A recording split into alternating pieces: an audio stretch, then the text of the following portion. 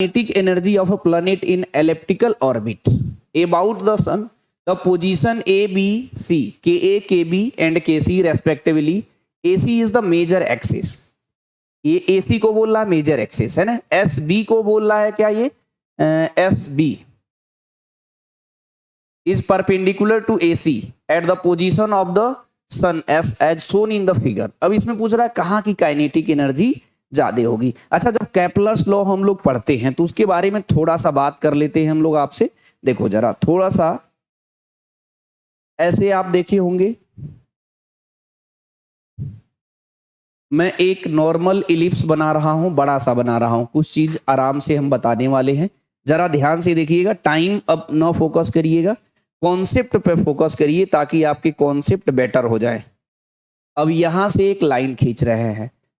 देखो बायोलॉजी वाले बच्चों को थोड़ा सा हल्का सा समझने की जरूरत है। अब किसी मैथ वाले बच्चे को क्वेश्चन दोगे तो ऑलरेडी वो इलिप्स पढ़ चुका है। कैसा, दो टाइप का इलिप्स पढ़ता होगा, वो इस तरीके, वो ऐसा भी इलिप्स पढ़ा है इस तरीके से भी, और ये इस तरीके से भी। ये डंडी बड़ी है यानी ये मेजर एक्सेस है, ये डंडी बड़ी है यानी ये मेजर एक्सेस है हमारा।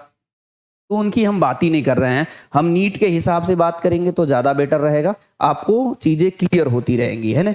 तो इसमें क्या होता है जी, इसमें हम लोगों ने पढ़ा है कि अगर हमारा इसके इलिप्स के दो फोकस होते हैं, एक यहां पर होता है और एक यहां पर होता है, तो कोई एक फोकस आपको कंसीडर करना जहां पे सन को रख लेना है। तो मान लीजिए सन को आपने यहां रखा, ठीक है, और यहां से आप इसके लॉ तीनों ही डिस्कस कर देता हूं, मुझे कोई दिक्कत नहीं है। आप देखेंगे तो पहले बताया गया होगा कि यहां पर जो प्लेनेट है, मतलब अर्थ मान सकते हैं, यहां पर सन है, सन के जो चारों ओर चक्कर लगाता है उसे प्लेनेट बोलते हैं, जो प्लेनेट के चारों ओर चक्कर लगाता है उसे सैटेलाइट बोलते हैं। तो अगर मैं नेचुरल की बात करूं तो सन के चारों ओर चक्कर कौन लगाता है, अर्थ, अर्थ के चारों ओर चक्कर कौन लगाता है, मून। बस इतनी बातें दिमाग में सेट करना है। तो अर्थ हमारा प्लेनेट हुआ, तो मून क्या हुआ, सैटेलाइट हुआ, नेचुरल सैटेलाइट, समझे कि नहीं। तो इसमें क्या बोलता है, पहला लॉ ये बताया केपलर्स का कि ये इलिप्टिकल पाथ में घूमता है, कौन, प्लेनेट, किसके अबाउट, सन। सन कहां पे फिक्स होता है, फोकस पे। दूसरा लॉ बताया था कि ये जो एरिया स्वीप करता है, एरिया कवर करता है, ये इक्वल इंटरवल ऑफ टाइम में इक्वल एरिया कवर करता है, इक्वल इंटरवल ऑफ टाइम में इक्वल एरिया कवर करता है, सीधी सी बात, समझे कि नहीं। तीसरा लॉ बताया था कि ये जो एक चक्कर लगा रहा है उसका जो टाइम पीरियड है वो directly proportional to T square, directly proportional to A की पावर 3 होता है। सपोज दैट इसे सर्कुलर, बहुत जगह क्वेश्चन में सर्कुलर इसे ऑर्बिटल स्पीड आएगा, है ना, तो ऑर्बिटल स्पीड में इसे सर्कुलर मान लेते हैं, तो आप direct T square directly proportional to R की पावर 3 ले सकते हैं रेडियस। ए क्या है भैया वो समझ लीजिए जरा, यहां से यहां तक के डिस्टेंस को हम 2a बोलते हैं, तो ये हाफ डिस्टेंस क्या हो जाएगा, ए हो जाएगा। इस पूरे डिस्टेंस को हम क्या बोलते हैं जी, 2b बोलते हैं, तो हाफ डिस्टेंस हमारा यहां से यहां तक का ये डिस्टेंस हमारा b हो जाएगा। अच्छा, मैंने क्या आपको बताना चाह रहा हूं जी, कि जो केपलर्स लॉ होता है वो बताता है कि जो प्लेनेट है वो क्या है, इलिप्स के पाथ पे घूमेगा, सीधी सी बात, मेरी बात समझे, इलिप्स के इस पाथ पर घूमेगा। दूसरा लॉ बताया कि ये एरिया इक्वल कवर करेगा in equal interval of time में, मेरी बात समझे कि नहीं। तीसरा बताया कि जो इसका टाइम पीरियड है T square directly proportional to A की पावर 3 होगा। बहुत डेप्थ में बात नहीं कर रहा हूं क्योंकि क्वेश्चन के साथ मुझे एनालिसिस करना है, तो उतना करना बहुत जरूरी है जितनी चीज की मुझे नीड है। अच्छा, एक बात बताना आराम से, शांति दिमाग से, ये डिस्टेंस जो है कम है, ये डिस्टेंस लीनियर की बात कर रहा हूं, ये लीनियर डिस्टेंस ज्यादा है। अच्छा बताओ, यहां पे भी मैंने टाइम सेम ले रहा हूं, यहां पे भी टाइम सेम ले रहा हूं, तो अब एरिया सबका, इसका एरिया ए ले रहा हूं, इसका भी एरिया ए ले रहा हूं, इसका भी एरिया ए ले रहा हूं, मेरी बात समझे कि नहीं।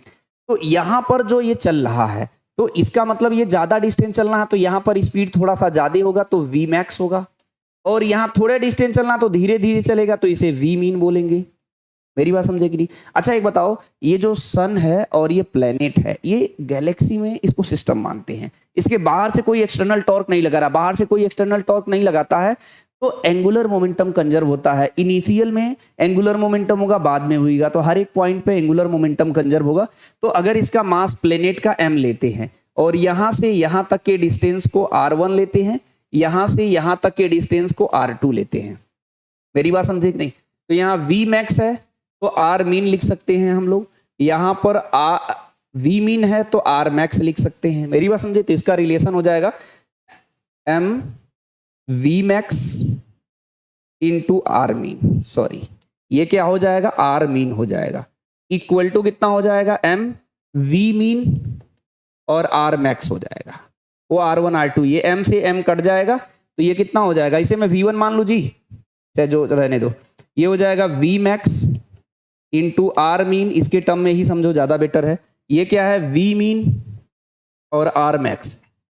यानी एक चीज मैं समझ रहा हूं, जिसका डिस्टेंस ज्यादा है वहां का स्पीड कम है। मुझे एक चीज समझ में आया इस एनालिसिस से।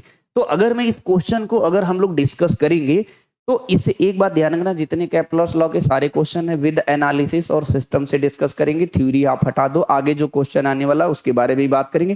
थोड़ी सी मैथमेटिक्स बात करूंगा, अभी नहीं कर रहा हूं मैं। लेटस रेक्टम सब कुछ बात कर लूंगा, जरूरत नहीं है नीट में लेकिन फिर भी बात कर लूंगा। बहुत सारे बच्चे ये जानना चाहते हैं ये कहां से आया, मैं उसके बारे में भी बात कर लूंगा, है ना।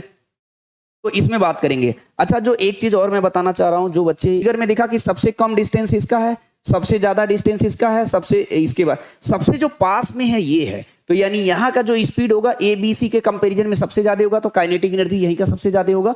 तो काइनेटिक एनर्जी सबसे ज्यादा एक होगा, यहाँ कम लिखा है, यहाँ ज्यादा लिखा है यहाँ, तो ये बी ऑप्शन करेक्ट हो गया।